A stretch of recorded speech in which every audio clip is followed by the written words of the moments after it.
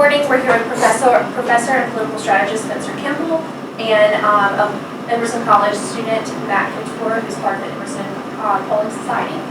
And we're going to talk a little bit about the newest and latest poll that you guys have put out. So, good morning and welcome. Thank you very much for having us. Okay, so first of all, let's get right down to the nitty-gritty. Hillary Clinton, she's at the top of your poll right now. As far as Democrats go, and she just put on a wonderful show in the debate. So tell us a little bit about how your poll has shown that. So we've been tracking this race since July, and what we found was that Hillary was always around 48-49% of the Democratic vote in the primary. This poll, we took Joe Biden out of it because we don't think he's going to jump into the race, or he hasn't actually named himself as a candidate. So once taking Biden out, her lead extends to about 68% of the vote, which suggests that the Biden support is really going to move over to Hillary as opposed to moving over to Bernie. Okay, and this poll this time showed that Hillary had gained a little bit of traction over her GOP candidates such as Donald Trump and Carson. Is that a direct result of her performance at the debate? Well, we believe that she could be attributed to her debate performance. We think that she did a pretty solid job. And Matt had been looking at the debate, and what did you find as far as the debate top one? Yeah, Clinton definitely won the debate over Sanders. We had Bernie Sanders under 20%, we had Clinton over 35%. And when we look at the debate versus the GOP candidates, which you had asked about, we still see Donald Trump beating Clinton head-to-head 46-44. But previously, that was a wider margin for Trump by a few points. We see Ben Carson still beating Hillary Clinton head-to-head by 2 points, but we see her tied with Marco Rubio, who's beating her in the September poll, and we see her beating Jeb Bush by 2 points. He was also beating her in the September poll.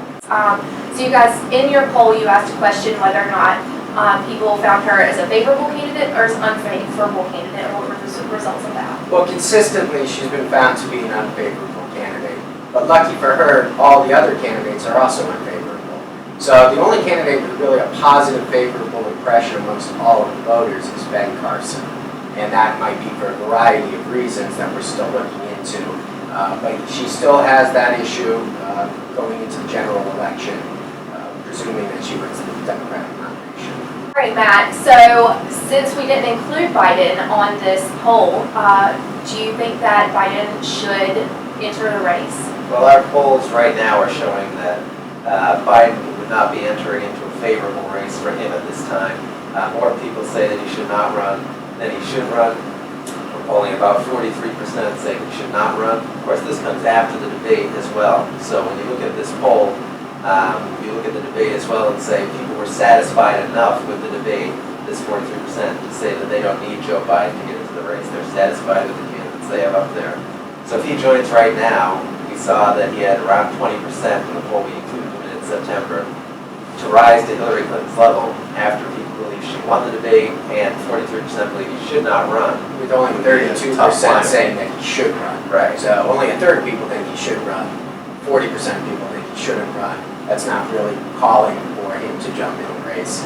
Probably our bet would be that he stays on the sideline for the time.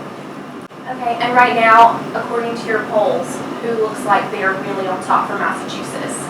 Well, Massachusetts will be putting out that poll tomorrow, so you're getting an inside scoop on that. But in that poll, we have Trump leading heavily on the Republican side in the primary, and you'll see Clinton leading heavily over Bernie.